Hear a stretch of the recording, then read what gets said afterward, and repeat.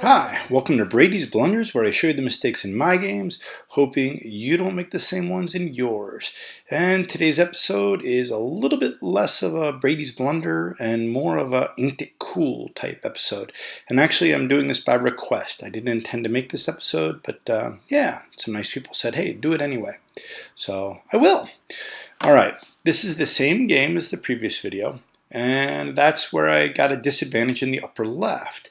And you can see that I said I'm going to be heavy, or I was heavy, and I'm going to be pressured around. And you can see that that group, my white group in the upper left, it was chased around quite a bit and has no points. And its survival had something to do with the death of these two other white groups, which put me behind. However, actually, in losing this one, I captured a group over here, and that's what makes today's video somewhat interesting.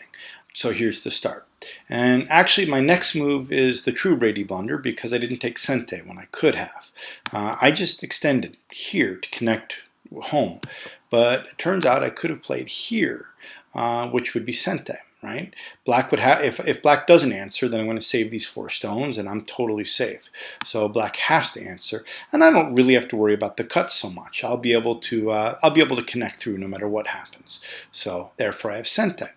And so let's assume I did get Sente. And the question is, what can I do in the lower right hand corner? And what's the status of those black stones down here? And if I'm white, how can I attack them? Or rather, if you're white, how would you attack them? So I had to make something like 6 moves in the next 50 seconds, but you don't have that constraint. Feel free to take as long as you want. Pause if you like. I'll wait here for you.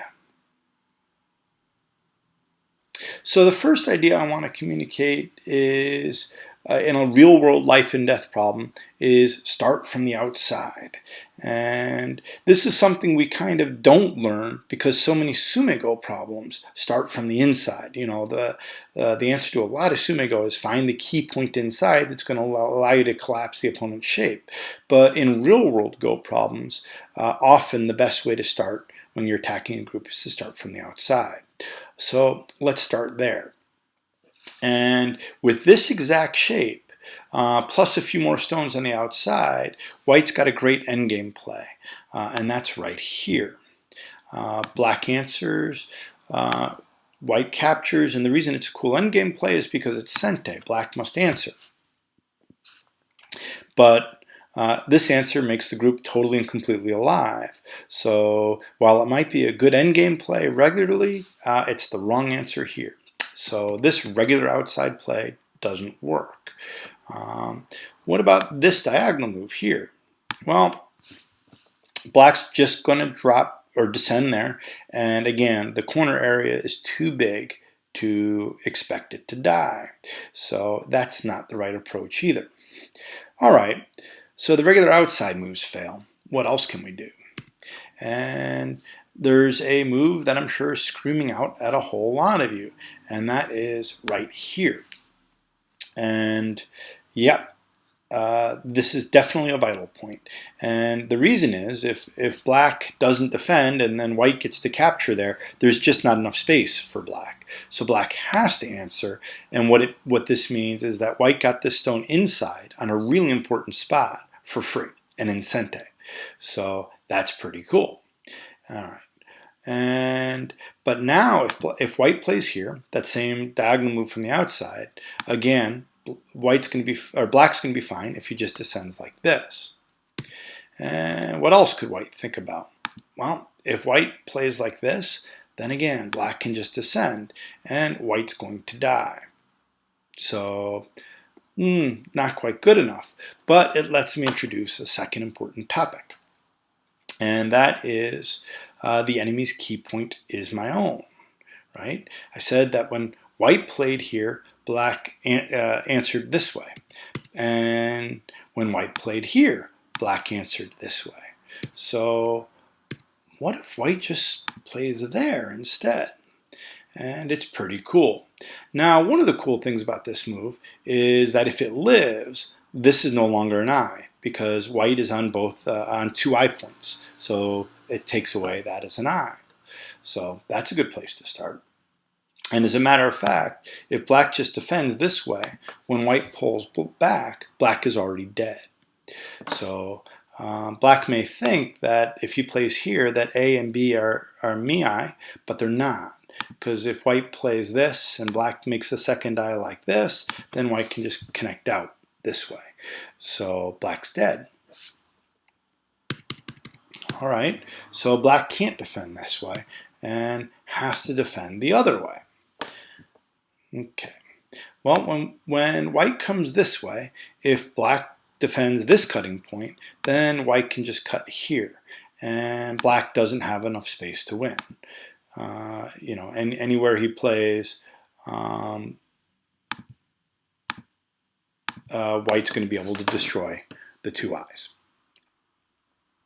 So black dies. So therefore, black can't connect here and has to connect over here. But now white can play here, threatening again to cut black. So black needs to connect. White can descend this way, threatening to connect out. Black takes away liberty. White descends. Black takes away another liberty. White says, I've got an eye, and you don't. And once white makes this eye, it's done. There's nothing black can do. No matter what he does, white can just take away liberties, and black's never going to be able to take away white's final outside liberty. Therefore, black dies. So it turns out that black playing on the outside dies when white plays here, and connecting on the inside dies when white plays here. So that's it, right? Black's just dead. Problem solved. No, not quite. And it turns out that black can say, all right, those 2 moves don't work, but can I play something else? And it turns out that this move does work. And this move here also threatens to capture this white stone here. So white needs to answer. And now A and B are truly mi. White can raise some doubt about it here, make some threats. But black can save himself this way, but it lets white make a really big capture here and take away the tail. Now in this game, that would be enough to make the game close, but actually I don't think enough to win. I think white is still behind this way. So unfortunately, it was a really cool problem, but not enough to win, right? No, not right, because the analysis isn't done yet, and we need to go back again. And it turned out that black capturing the stone with this move turned out to be really good. So what happens if, instead of playing this move, we jump straight to the second move that we thought was really cool? So let's look at that. So again, if white starts from, black starts from the outside, and white moves out, black connects. Now, when white plays here, again, black has to connect. This is just a dead shape for black. So when black connects, white connects, black connects, and again, we get this shape, which we just looked at before, and black dies. So there you go. Black can't play that sequence starting from the outside and needs to play from the inside. So this move threatens to capture this white stone, so white has to play here. And this allows black to play that vital point, which white really wanted earlier, and play there. And unfortunately for black, this isn't quite enough for life, because white can play here, and it turns out to be a ko. So actually, this really is the end of the problem. And this turns out to be the best solution for white, and the one way that I had a real chance to win the game. And I think it's pretty neat for a few reasons. Number one, I think it's cool that strong players like Insung can go ahead and do this analysis relatively quickly in their heads. But I also think it's kind of cool how the iterative nature of it, right? So first, try from the outside. That doesn't work. Then try this vital point. Oh, it looks like it works. Oh, but it only works to catch the tail. Okay, so what happens if we skip that first vital point and go to the second vital point and start there, and there we can find the right answer.